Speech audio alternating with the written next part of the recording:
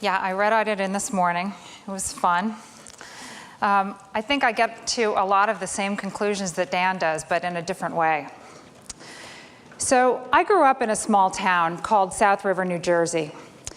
It was the town that my grandparents came to in the 1930s from Poland, along with boatloads of other Eastern Europeans. And my dad grew up there. My dad and mom decided to raise the family there. And on Saturday mornings as I was growing up, I often went and did Saturday morning errands with my father. We would go to the post office. We'd go to Mike the butcher and get our meat for the week. We would go to the barber shop and my dad would get his hair cut. And inevitably, we would end up at Pulaski Savings and Loan, good Polish name, the bank where we went. And when my dad and I walked through the front doors of Pulaski, we'd walk across the lobby to the teller window. And my dad and the teller, whoever she was, always knew each other's names. They'd chat about the football game or each other's kids or the weather while my dad was doing his business. And this woman would always kind of reach over the counter and tussle my hair and extend this big bowl of lollipops so I could have one. It felt like a place we belonged. We often ran into people that we knew in the bank. When I was about 7 years old, I got my first savings account. And I went with my dad to Pulaski, and I got this green passbook. I don't know if any of you remember those passbooks. It had gold letters.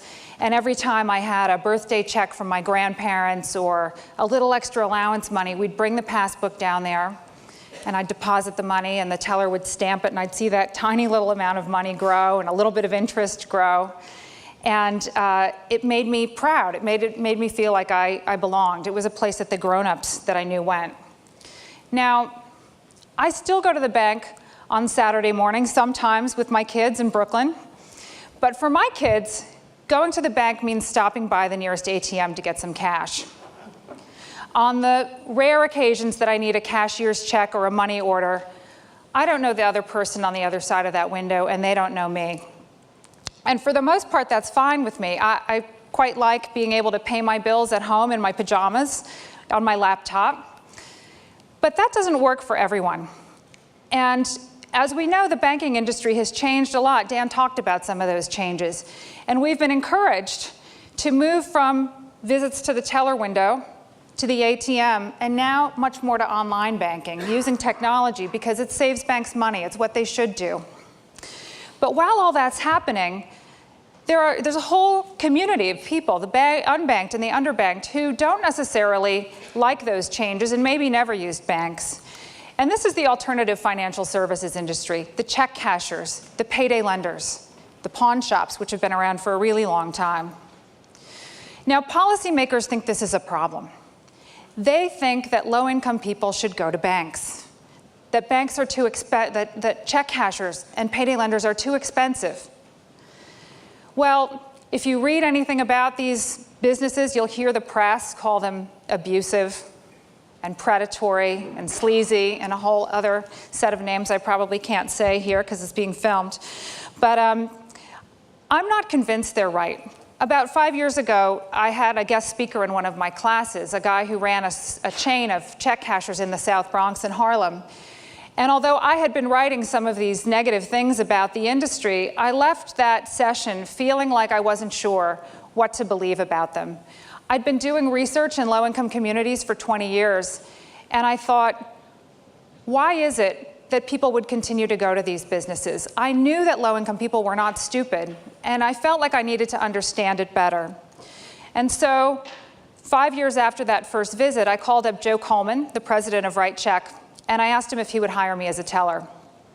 So last November, I started working in the South Bronx at one of the stores for 4 months. And that's me a few days ago working the window in Oakland, California, where I'm working at a payday loan check cashing shop currently. And what I now believe, after spending day after day and shift after shift working in these businesses, is that poor people know best what they need. It's not the policymakers and the researchers. And right now, until this technology hopefully catches on, the businesses that are serving them best are the check cashers and the payday lenders. And no one is as surprised about that as I am. So the people that study this industry, right, they like to divide us all into these three categories that Dan mentioned. There's banked, people like me who rely pretty much exclusively on banks. There's the unbanked, people who don't have bank accounts, although interestingly, many of them have had bank accounts in the past. And then there's the underbanked in the middle. Well, those categories are growing, and this is one of the things that concerns people. In 2002, there were 10 million Americans who were unbanked. And 10 years later, in 2012, that number had grown to 17 million. So in one decade, a 70% increase. Not surprisingly, as the slide shows, the underbanked and unbanked are concentrated in low-income communities, like Mott Haven in the South Bronx, which is one of the poorest neighborhoods in the United States, where I worked. So many people choose not to use banks. If banks are so terrific, I was thinking, why aren't people using them? Why are customers continuing to go to Write Check and Check Center, the places I've worked? And what are they getting there that they can't get at banks? Well, I have a different graphic than Dan does that pretty much says the same thing. One hypothesis is that it's a problem of access, right? If you go to a low-income neighborhood and you throw a stone, you're likely to hit a check casher. You'll never hit a bank. In Manhattan, there's one bank for every 3,000 customers. And in the South Bronx, there's one for every 20,000 customers. So clearly, access is a problem. It's not that easy to find a bank if you live in a low-income neighborhood. But access isn't the only issue. There are lots of places where banks and check cashers coexist on the very same block. And where I worked in the South Bronx, there was a major bank branch about 3 blocks from the check casher where I worked. And where I'm working right now in Oakland, there are not 1 but 2 bank branches on the same 2-block commercial strip as the payday lender check casher. So what else has been happening? If it's not just access, what else has been happening at the same time that these businesses have grown, the check cashers and the payday lenders? Well, one thing is declining wages. There are more people that are making less and working harder to get it. Real wages have gone down since 1972. And there are many, many indicators of inequality that I could show you, but one of them is the gap between the average hourly wage in the United States and the minimum wage, which was relatively small in 1968.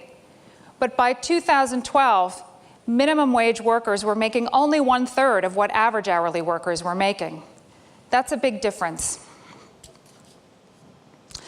So the reason that's always given for why low-income people should use banks instead of check cashers is that check cashers are expensive. And I wondered about this. Clearly, it seems that the fees are high. You're paying 2% to 5% to cash a check, 49 cents for a money order, $1.50 to pay a bill times all the bills that you're paying. So when I finished my stint in the South Bronx, I spent the summer interviewing customers. I hung out in the lobby of Write Check, and I interviewed 50 people who used the services regularly. And when I asked them why they went to Write Check instead of the bank down the street, you know what they told me? They said, Lisa, banks are too expensive. We can't afford to use the banks. So if you think about it, some of this is probably not unfamiliar to you, right? ATM fees have gone up over the last 5 or 10 years. The monthly service charges that you're charged to have a checking account have gone up. You lose your debit card and you need to replace it. It costs about twice as much as it did 5 years ago. You want your statement in paper instead of just online because you might not even have the internet. It costs more. Overdraft fees have gone up. And what about free checking accounts, right? A lot of banks have these big notices for free checking accounts in their windows. Well, in 2009, 76% of non-interest-bearing checking accounts were free. Just 2 years later, in 2011, that number had dropped to 40%. So it's getting harder and harder to find really affordable financial services. And let's talk for a moment about transparency, which I think is linked to cost. So has anyone, when you open a bank account, you get something called a disclosure agreement. Has anyone ever read your disclosure agreement, printed it out? Anybody? Maybe you're like me and you just scroll to the bottom and you click agree, right? You don't know exactly what you're signing, but you figure somebody else would have caught the problem if there was a problem. So any guesses on how long it would be if you did print it out, or if you asked your banker, can I see a copy of that disclosure agreement? 10 pages? 30? 20? 111 pages on average. 111 pages. That would be the length of not one, but 2 copies of Romeo and Juliet. And I guarantee you that if you sat down and read that book cover to cover, twice sequentially, you'd have a much better time than you would if you read your disclosure agreement from the bank. How many people here know what date of the month your monthly fee hits in your bank account? Anybody know what day that money is taken out? Nobody. If you're poor, you can't afford not to know when that fee is taken out. That's how close to the edge people are living. There's a couple of other things that banks do too that are disturbing, to say the least. Until a couple of years ago, when a couple of major banks were hit with big class action lawsuits, there was a practice that banks were engaging in called high-low check sequencing. And what that meant was that, let's say you had $75 in your checking account, and you wrote 3 checks, 2 for $50 and 1 for $100. What banks would do is ensure that they would deposit that $100 check first in order to maximize the overdraft fees, right? So you'd pay 3. Whereas if they had put a $50 check first, you would have had enough to clear that first one, and they only would have gotten 2.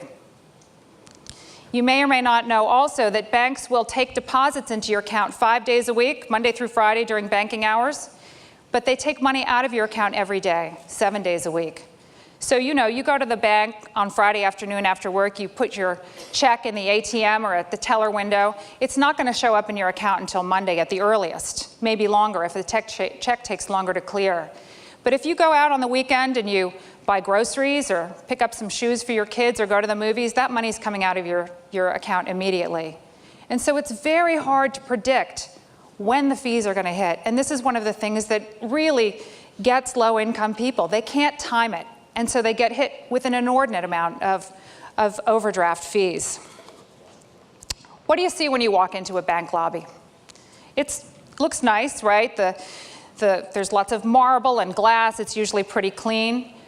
But you don't see a speck of signage. You don't see anything about what the services are that are available, how much they cost, right? Imagine that you were a person who'd never gone to the bank like I went to with my father, and you went in the first time and you knew you were supposed to get a bank account because that's what everyone says. What would you do? It's not exactly inviting. You walk into the lobby of a check casher, and there's a huge sign that spans those teller windows that tells you what every service is that they provide and what it costs. So if these guys are sleazy and abusive, they're certainly telling you exactly what they're doing when they're doing it. It's a little bit like the menu of a fast food restaurant hanging right there over the window. Low-income people need this information because they live incredibly close to the edge. When I'm working in these businesses, day after day, I see evidence of this. I see people buying 1 stamp to send a bill. I see people buying 1 Metro card in New York with 2 rides on it so that they can get where they're going and come back. I see people coming in with 3 different bills and $100 maybe, and trying to figure out how to spread that money over those 3 bills without paying any of them in full, but doing it in a way that nothing will get shut off, that the lights will stay on, that their phone will stay on. One day, a young African-American woman, she was probably in her late 20s, came to my window. And one of the things that we did at RightCheck was we took money off of people's EBT cards. These are electronic benefits transfer cards that the state gives low-income people, and it loads their food stamps on it, and it also loads cash benefits. And they have to get the cash somehow. So we would charge a $2 fee for that, whether the person was taking out $150 or $37 or $89. And on this particular day, this woman came in and she asked me to take out $11. She had $11 available to her. So I swiped her card, she put in her PIN number, the machine approved it, and I gave her $9 back. And I was kind of shocked by that, right? She was paying me $2 to get $9, almost 20% of what she had. And so after she left, I turned to this woman, Christina, the teller who had trained me, who'd been there for 10 years, and I said, why would she do that? Why would she pay so much money when she clearly doesn't have very much? And Christina, who had so much experience in the neighborhood, kind of looked at me as though I was born yesterday, and she said, Lisa, you can't get $9 out of an ATM machine. You can't get $11. You can't get $23. And these people need every dollar that they have the minute that it's available to them. So for this woman, paying me $2, paying the business $2 was less important than getting that $9, even though to someone like me, it didn't make much sense at the time. 3/4 of residents of the South Bronx have no discretionary income. That means no slack in their budgets whatsoever. Banks are too expensive for people who are living on the edge. But it's not just expense and transparency that are motivating people to use these businesses. It's also service. When I first started working at RightCheck and joined my fellow tellers behind the window, I realized that there was something different going on. Customers came in and the tellers who'd worked there for a long time knew them by name. They often would start a transaction before the person got to the window because they knew what they wanted. People came in every week, sometimes every day. It felt a lot more like Pulaski Savings and Loan when I went with my dad than my current bank does in Brooklyn, where I know nobody. One afternoon, I was working the window, and a woman named Marta came in, who I hadn't worked before, but I knew she was a regular, and she wanted to get a government check cashed. In New York State, you can charge 1.95% of that. She brought the check to me. She slid her key chain under the window because it had her RightCheck key tag on it, and I punched in her regular customer number, and the screen flashed up, and I saw this note that I hadn't seen on any other customer's screen, and it said that when Marta came to cash her check, she was supposed to pay us $20 every time she came in. Once again, I asked Christina what was going on because I didn't understand it. And Christina came over, chatted with Marta a little bit, and then she explained to me that a month or so ago, Marta had brought in a bad check that had bounced. Now, some places might refuse to serve that customer anymore, but instead, RightCheck had worked with her and made an arrangement whereby every time she came in, she could pay $20 back. Now, on this particular day, Marta said, I can't pay it back today. I had this unexpected medical expense, and I really need my own check. I didn't know what to do. Well, Christina punched in a few numbers. We cashed the whole check. We knew she'd be good for it. She'd been a regular customer for a long time. And what's interesting is that when Marta left, right, she was happy, and RightCheck was also happy. It was good for the business, because you know that when she goes out there, she's going to talk to her friends and her family and her coworkers and talk to them about the kind of service that she got and the way in which this business was willing to accommodate her situation. So I want to ask you one more question. Have you ever raced home from the bank to tell your friends and your family members how fabulous your experience was? Has anybody ever recommended their bank to anybody else? I mean, I sort of feel like we should get rid of these words unbanked and underbanked and call us the unhappily banked, which is a category that will span all kinds of categories. So it wasn't just that I was imagining what Marta would do when she left the store. Customers showed their appreciation for us. Low-income people tipped us. Sometimes my colleagues who were there a lot longer than I was would make $40 or $50 in tips during a shift. I was an outsider, so I never made more than a few dollars, but they brought us coffee in the morning. When Christina had a baby during the time that I worked there, people dropped off gifts for her. And when I was sick, people called to find out where I was. I'm sure none of you have brought a cup of coffee to the teller at your bank. I don't even need to ask. Now, before I say anything more about the problems with banks, it's important to recognize that banks and check cashers have very different business models. Banks have tons of overhead. They're paying for, high towers full of MBAs doing fancy logistical models that they need to do to keep the banks running, right? Or not. They're paying for them either way. That's the problem. Whereas check cashers they make a profit by doing a lot of transactions. That's how they make their money. They have low overhead. The staff isn't that, if I could walk in and start doing it in a week, we know that you didn't have to have any fancy education to do it. So as Joe Coleman, who's the president of RightCheck, explained to me once, he said, Lisa, a bank wants one customer with $1 million. Check cashers want 1 million customers with $1. That's the difference between the business models. And so while I've been arguing this whole time that banks are not a good fit for poor people are also not such a great fit for banks. All of this adds up to an enormous gap between the rhetoric of policymakers and researchers and the reality that low-income people are living on the ground as they try to figure out how to take care of their financial needs. You know, it's almost as though researchers were sitting there in their ivory towers, and I can say this because I live in one too in the daytime when I'm not up in the South Bronx, and saying, you know, why is it that they can't be more like us? Why is it that they're not using bank accounts? It's almost like a Marie Antoinette moment, right? Let them have checking accounts. But if we really want to help low-income people get better access to financial services, we have to listen to what they need, instead of assuming that what we do is best for them. Thank you.